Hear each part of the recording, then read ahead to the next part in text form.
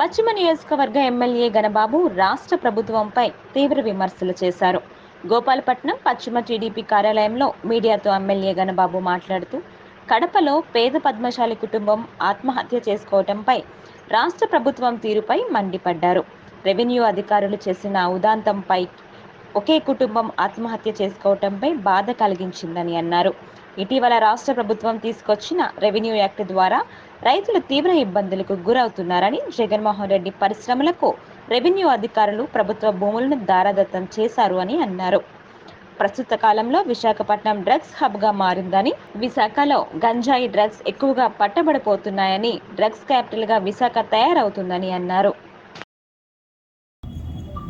ఏదైతే అభద్రత ఉందో దానికి జోడించే విధంగా, ఆస్కారం ఇచ్చే విధంగా ఏదైతే ల్యాండ్ టైటిల్ యాక్ట్ 512 తీసుకొచ్చారో ఆ యాక్ట్ను కూడా ఈరోజు పూర్తిగా రహస్యంగానే ఉంచారు.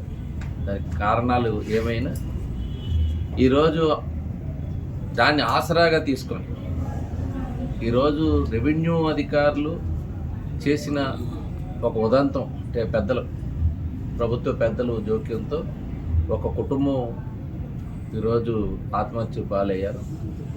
వారికి ఉండేటువంటి ఒక్కసారిగా వారి రికార్డుల్లో వారి పేరు మార్చి వేరే వారికి ఇవ్వడం అనేటువంటి తెలిసి తట్టుకోలేక ఈరోజు ఒక కుటుంబం చనిపోయిందని అంటే, మీరు ఏదైతే యాక్ట్ ఈరోజు ల్యాండ్ టైటిలింగ్ యాక్ట్ అంటే సివిల్ తగాయిదాలు తీర్చే క్రమంలో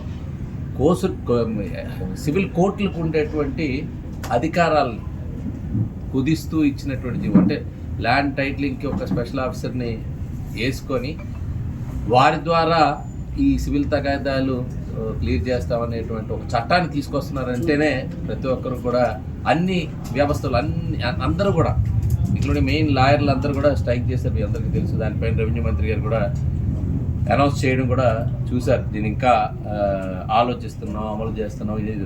ఈరోజు జీవోలు తీసుకొచ్చి ఏదైతే ఆస్తులకు సంబంధించినటువంటి, ప్రైవేట్ ఆస్తులకు సంబంధించినటువంటి అంశాలు ప్రభుత్వం చేతుల్లో పెట్టుకోవాలి, ప్రభుత్వం అజమాయిషీ ఉండాలి అనేటువంటి ఆలోచన చెప్పేదేమో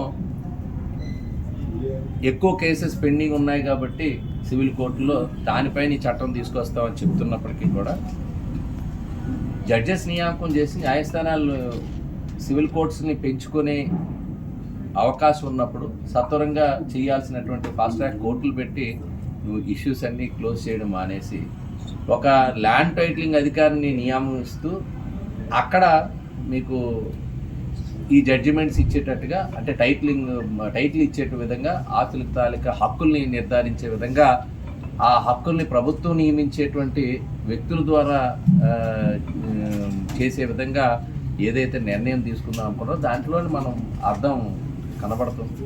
ఈరోజు అనేక అంశాలు ఈరోజు ఈ రాష్ట్రంలో ఈ యాక్ట్ ద్వారా ప్రజలందరూ కూడా చాలా ఇబ్బందులు పడతారనుకున్నాం.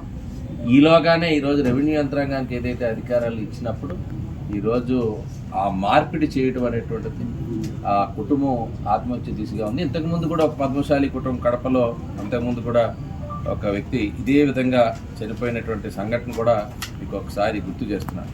ఈరోజు అదేవిధంగా ఈరోజు జగన్ రెడ్డి గారు కంపెనీస్కి 1000 ఎకరాలు, ఈరోజు విశ్వేశ్వరరెడ్డి గారికి ఒక రామాయపట్నంలోని 8500 ఎకరాలు సోలార్ పంప్ స్టోరేజ్ పేరుతో 1,00,000 ఎకరాలు మనకి పిట్రోకో ద్వారా ఇవ్వాలని, గ్రీన్ ప్రో కానీ, mega, Jindal, JSW energy limited వరకు కానీ ఈ ల్యాండ్స్ ఇచ్చినప్పుడు వాళ్ళని కూడా ఎన్నికల బాండ్ రూపంలో 41 కోట్లు వాళ్ళకి బాండ్స్ ఇప్పుడు ఏదైతే డిక్లేర్ చేయాలి ఈరోజు కూడా ఇస్తుంది, దానికి కూడా ఇచ్చినప్పుడు ఇవన్నీ చూస్తున్నప్పుడు చాలా వరకు ఇవన్నీ చేయాలనుకుంటే, ఈ ల్యాండ్ బ్యాంక్ అలాట్ చేయాలనుకుంటే ఈ సివిల్ కోర్టులు అడ్డంగా తయారైపోయాయి ప్రభుత్వానికి.